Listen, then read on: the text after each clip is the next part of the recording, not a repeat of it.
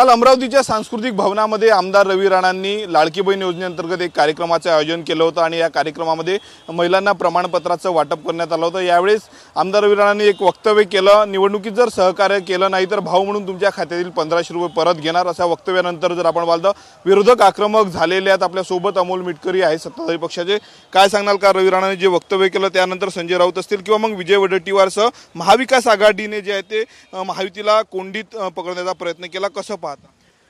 असं आहे की छत्रपतीच्या गादीला रक्ताचं प्रमाणपत्र मागणारी लोक ज्या वेळेस अशा प्रकारच्या टीका टिप्पण्या करतात त्यावेळेस पहिल्यांदा तर त्यांच्या बुद्धीची कीव येते की एखाद्या विधानसभा मतदारसंघाचा आमदार जर मिश्किलपणे महिलांशी हितगुज करताना असं बोलत असेल तर त्याला इतकं म्हणजे अशा प्रकारे त्याला वळण द्यावं हे साफ चुकीचं आहे।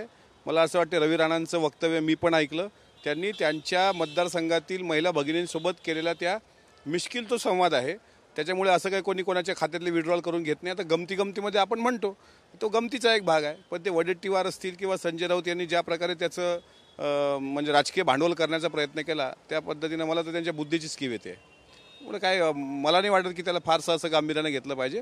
रवी राणांनी मिश्किल टिप्पणी केली आणि नंतर मग त्यांनी त्याचा खुलासा पण केलाय। आई बाबा होण्याचे स्वप्न अजून पूर्ण झाले नाहीत का? आई बाबा होण्याचे तुमचे स्वप्न पूर्ण करा अपोलो फर्टिलिटीद्वारे। मोफत सल्ल्यांसाठी कॉल करा 9953420359। आज पश्चिम विदर्भाची महत्त्वाची बैठक महायुतीची अमरावतीमध्ये पार पडली। तीनही पक्षाचे नेते उपस्थित होते। भाषण जर पाहिलं या ठिकाणी भाजप आणि शिवसेनेच्या नेत्याचं झालं, राष्ट्रवादीच्या वतीनं तुम्ही देखील होतात, अनेक आमदार देखील होते, परंतु संधी देण्यात आली कुठेतरी त्या महायुतीमध्ये भाषणादरम्यान डावलण्यात आलं नाही। एकतर कार्यक्रमाचा वेळ 11 वाजताचा होता, कार्यक्रम 2 वाजता सुरू झाला। भाषण देणाऱ्यांची गर्दी मोठ्या प्रमाणात होती।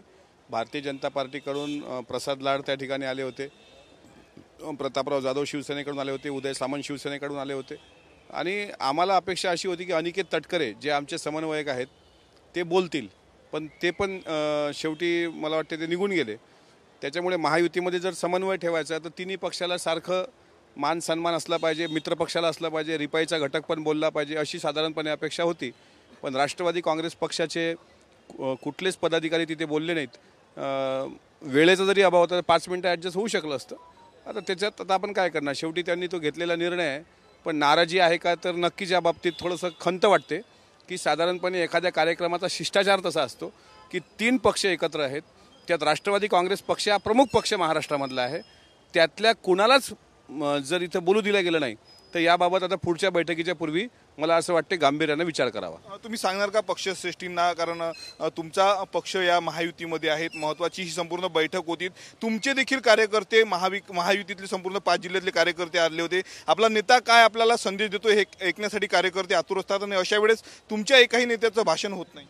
नाही, नक्कीच मी राष्ट्रीय अध्यक्ष आदरणीय अजितदादा, आमचे प्रांताध्यक्ष आदरणीय तटकरे साहेब आणि राष्ट्रीय कार्याध्यक्ष प्रफुल्लभाई पटेल यांना आताच कळवणार आहे की आज महायुतीची पश्चिम विदर्भाची अमरावतीला अशी सभा झाली, मात्र त्यामध्ये राष्ट्रवादी काँग्रेस पक्षाला जी काही बोलण्याची संधी अपेक्षित होती, विशेषतः अनिकेत तटकरे जे आले होते त्यांना संधी दिली गेली नाही, याबद्दल खेद व्यक्त करणारं पत्र मात्र मी लिहेल आणि तसं सूचना पण पक्षाला करेल।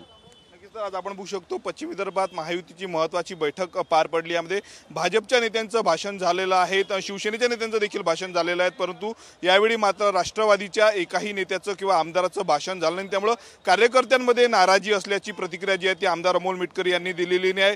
महायुतीत जर राहायचं असेल तर सर्वांना विश्वासात घेतलं पाहिजे, सर्वांना बोलण्याची संधी देखील दिली पाहिजे असं त्यांनी म्हटलेलं आहे आणि या संदर्भात वरिष्ठांना कळवणार असल्याची देखील माहिती अमोल मिटकरींनी दिलेली आहे। कॅमेरामन अनिकेत दहातोंडेसह मी स्वप्नील उमाप, TV9 मराठी, अमरावती।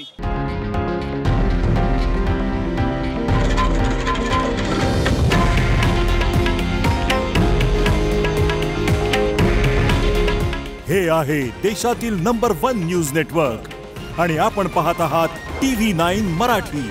काळजी तुमची, हित महाराष्ट्राचं।